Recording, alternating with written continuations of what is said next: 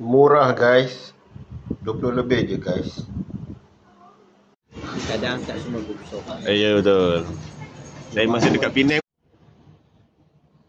Allahumma barik lana fi ma razaqtana wa rizqna bismillah barakatuh.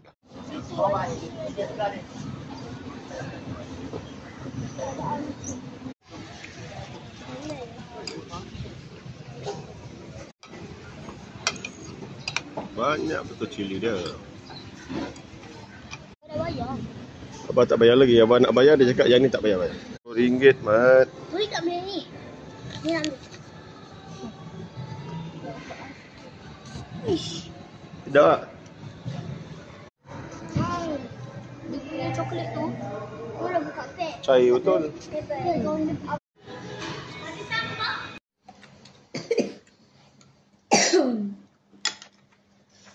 Dah, tak nak lagi dah.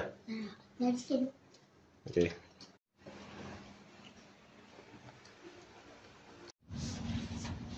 Kau pergi sedap. Sedap. Ke dalam. Ke dalam. Oh yo. Ada katil tu. Boleh buka lampu. Apa nak? Ada gambar. Ni kecil ni.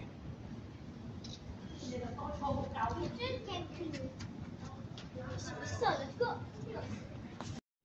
Okey, ni pintu masuk ballroom 2. Input pertama, kedua, 3. Okey, ni tea break punya.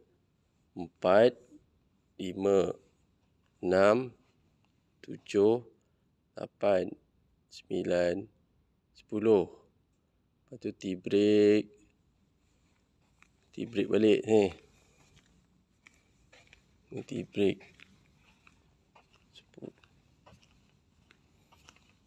Ini 11, 12, 13, 14, 15. So nanti time dia datang, nanti kita akan tengok balik lah berapa boot dia.